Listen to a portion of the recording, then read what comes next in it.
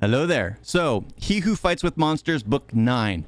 And honestly, I was expecting a skip, a time jump, a more, anchored story, less of Jason basically being Jason. The stuff like he wanted to do, because they kept saying that he wanted to be a normal adventurer. But of course, he's thrust into the midst of it once again. It hasn't even been a year. They don't even go through a year in this book. This book was massive. It's huge. And what the heck? It literally only takes a short period of time. It's literally only one massive fight. And I did enjoy it, because it was just not what I expected. I was expecting, we'll skip a few years and then it'll be back. He'll probably be gold rank, because he's literally at gold rank at this point. He should be gold rank. He's literally just dragging his feet as his friends catch up. So it's one of those things that's just like, they could literally skip and it would be perfectly fine. It would fit, it'd work, just because they could just skip to a few beats here and there. No, they only get to a short distance away from where he made the biggest commotion, where he talked to the deities, where he talked to the universe itself.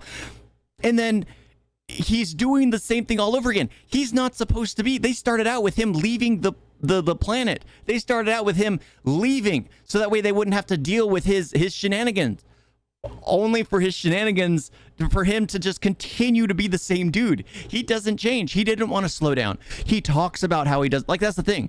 He's fighting who he really is. He's someone who, like, that's the thing. That's why the god Dominion likes him. That's why there's all this stuff surrounding him, because everyone knows what kind of guy Jason is. Jason's tyrannical. Jason's hypocritical, because there's things he talks about in his ideology which he completely goes against in his personal life. There are things that he's just like, he doesn't seem to understand the concept of what he's talking about, or it's just one of those things that he's just doing what he has to do. And I found it so enjoyable, because I was just like, okay, they're going to skip, and then we're going to be thrown into the middle of it, and then we're going to have to catch up with, like, the characters. And the fact that there's a hint that the team is going to fall apart, which explains why that Dawn said a few things only to a few people.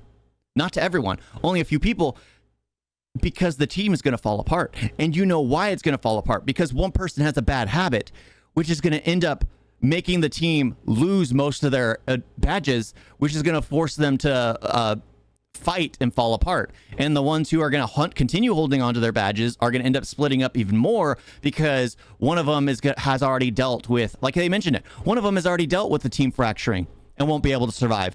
Another one would end up going with the one who caused the whole thing, because they have such a long history, even though she would always hold it against that person for that.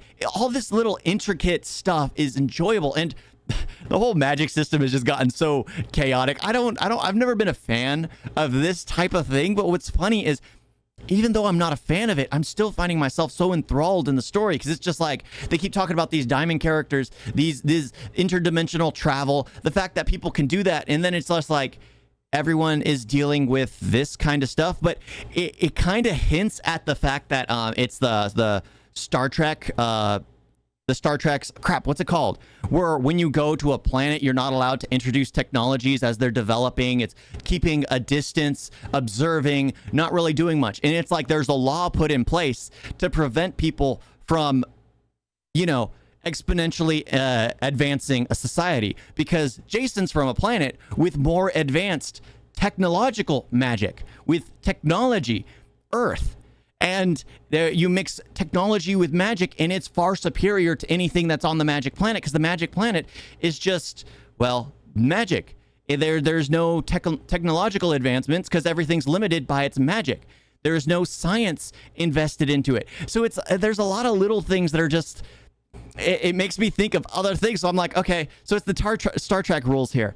But the 9 was just interesting with how much there was in it, for it to just be this one fight. But then again, they're introducing the messengers. He was finally fighting the messengers. You were showing the comparison to him and the messengers, what the Astral Kings do to the messengers. The fact that they call themselves the superior race and every other race is the slave race, when the messengers themselves are the slaves, because they are forced into this. They have no obligation but to obey the Astral King. And Jacen has freed a few. I mean, it's just like one of those. Yeah. I kind of have a feeling that the one that the soul that he basically tortured is going to end up staying with him, probably, even though it's going to be very, very interesting when all that comes to light. But yeah, the fact that he's able to write so much, because I was thinking, okay, this will be a break for him to get to the point where he wants to go. It'll give him some leeway, some breathing room. But it's like, no. Here he's going to continue the story. Here he's going to continue, just keep going every single book, and then we're going to end up with another The Wheel of Time, the book, not the terrible Amazon Prime show. It's just like one of those things, and just like the J.R.R. Tolkien, where sure he has a few books, but the world itself is so good. There are so many books about the history and lore of Lord of the Rings, and here he's literally just continuing, like, okay, we'll just continue. There's no point in stopping, and that makes sense. There's no point in stopping when you're writing a character you enjoy, when you're creating a world you absolutely love. Like, there's something about writing that feels so, you're creating something out of nothing. Like, that's the thing. When you create something, like a lot of people, they feel like parents when they create something. Like J.R.R. Tolkien probably feels like the Harry Potter series is her child. George Lucas felt like Star Wars was his child until, well, he sold his child off, which sounds very bad. But yeah, it's one of those things. And now he can't see anything new that Disney has created because it's so gosh awful that it's one of those things that he's creating. And once you've created something, once you've kept yourself in that world for so long, and the fact that he's able to continue without skipping ahead because he knows that there will be things that will be missed, and he just wants to continue fleshing out his character, who honestly, I have a feeling that he's either the Reaper himself or he's the supreme king of all the astral beings. He was just one of those time displacement things where how did the gods come to be? And then there's the story that they were born in time, and then once they realized who they were, they went back in time to create reality. It could be one of those stories where he's the creator of reality, because everything that's created all talks about how they have a beginning, how they've been there for so long. There was a beginning at one point. Well, who was the beginning of that? So honestly, it could be Jacen, with the fact that he's a bit of everything. He's touched by the divine. He's touched by the astral. He's touched by the universe. He's touched by every single thing that's far more powerful than the far most powerful things in the world. Jacen has been touched by. So I'm starting to feel like, okay, this is going to lead up to the point where he becomes diamond, and then he gets to whatever it is, he ascends, and then it turns out he ascends to the beginning of time where he creates everything. I mean, that's where I'm thinking it's going, because that's the only thing that makes sense at this point, because he's far too powerful, unless he's bringing an end to all reality, which is another possibility. I mean, he could be the end all of life. I mean, that's the only thing that makes sense, because you can't create someone that powerful who's going to fight the divine, who's going to fight the astral beings, who's going to fight everything that holds the universe together and say that they are good. If anything, it's one of those loop situations where he ends up destroying everything only to recreate it, and then time basically resets, starts at the beginning, and then another Jacen is born, he grows, ends up destroying everything, then he has to recreate it with his own power, destroying himself. It could be like a fixed time loop, just on the scale of billions of years.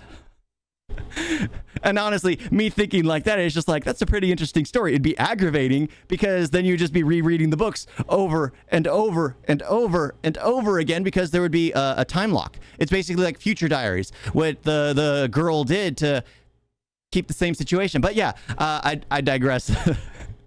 Yeah, I'm enjoying it. The fact that there was so much, and still just that one fight is, and the fact that the brood, the fact that they're having more world eaters is nice, and the fact that Jacen's world eater is so iconic. But yeah, the second book, 10th book is coming out soon, and hopefully I've already read it and got the review up by now. Thank you all for watching. Talk to you next time. Toodles.